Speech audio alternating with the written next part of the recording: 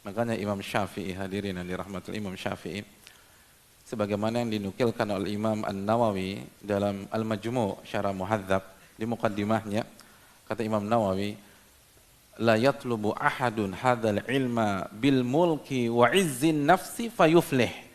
Enggak ada satupun orang yang menuntut ilmu agama ini dengan kekayaannya, kekuasaannya semata, dan harga diri yang tinggi, lalu dia sukses dalam dunia ilmu.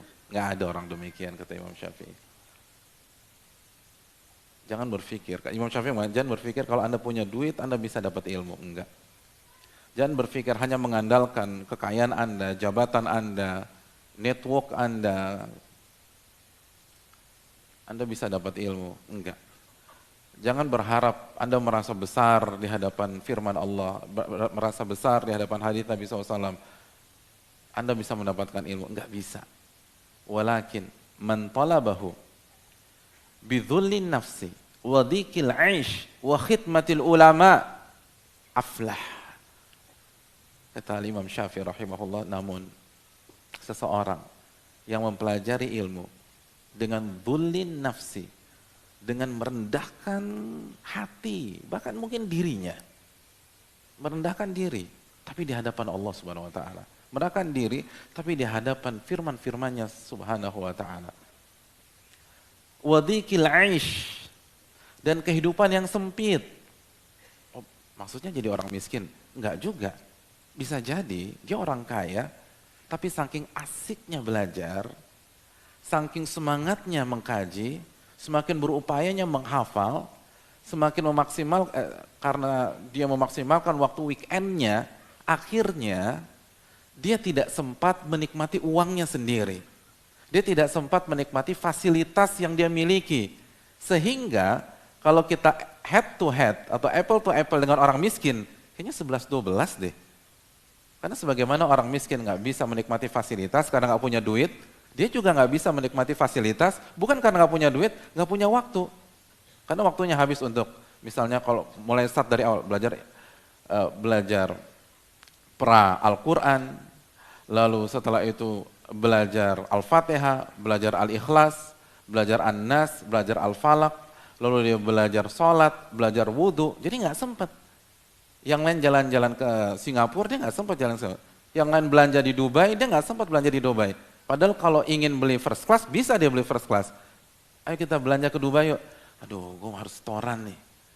Harus setoran sorof, fa'ala, fa'alu, fa'alat, fa'alata, fa'alna, fa'altu, fa'alna, gitu ya.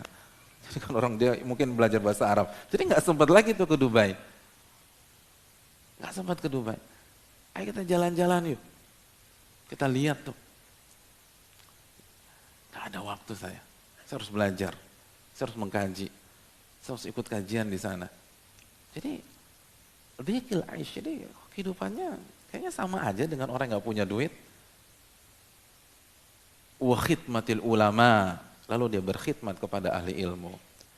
Dia melayani para ulama, melayani para ahli ilmu, beradab di hadapan mereka. Itu yang akan sukses, kata Imam Syafi'i. Ini yang mengatakan imam, yang pengalaman. Dan dinukil Imam Nawawi, rahimahullah, ulama papan atasnya mazhab Syafi'i, dan dibawakan dalam kitab Al-Majmu' Syarah Muhadzab. Oleh karena itu hadirin yang dirahmati, kalau kita ingin tanya gimana mereka belajar, itu mereka belajar. Mereka enggak sombong di hadapan Allah. Jadi sebenarnya ketika kita datang ke majelis, itu salah satu filosofinya kita tawadhu di hadapan Allah Subhanahu wa taala. Karena kan di masyarakat yang datang itu yang merasa besar atau yang merasa kecil? Yang merasa kecil. Kita lebaran deh. Yang datang itu anak yang paling kecil atau anak yang paling besar? Yang paling kecil. Open house itu di rumah orang tua atau rumah anak yang paling tua.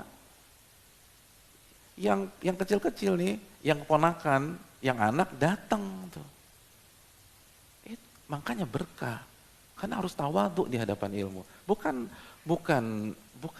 sebatas ustadznya, ilmunya itu. Ilmunya.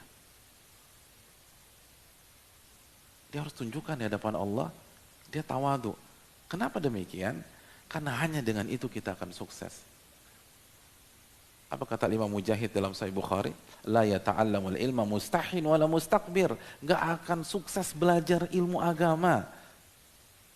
Orang yang malu, minder, dan orang yang sombong, merasa diri besar, merasa diri punya semuanya, merasa bisa manggil, enggak, datang.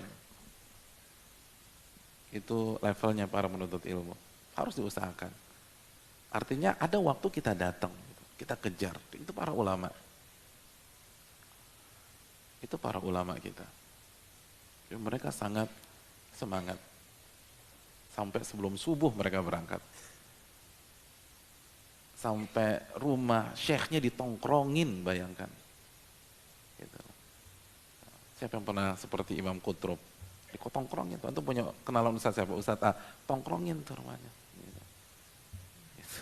Tongkrongin sebelum subuh. Nah, luar biasa. Dan itu setiap saat, dalam riwayat pagi sama sore, pada asar ada tuh Imam Qutrub di rumahnya Sibawi. Makanya mereka sukses. Oleh karena itu poin yang pertama, karena mereka bersungguh-sungguh, hadirin sekalian. Mereka benar-benar keluarkan semua kemampuan mereka. Mereka nggak cari panggung, mereka nggak ingin tampil, mereka nggak ingin cari muka masyarakat. Tapi yang mereka incar memang ilmunya tuh. Makanya berkah. Makanya sukses. Makanya Allah ridhoi. Itu yang pertama.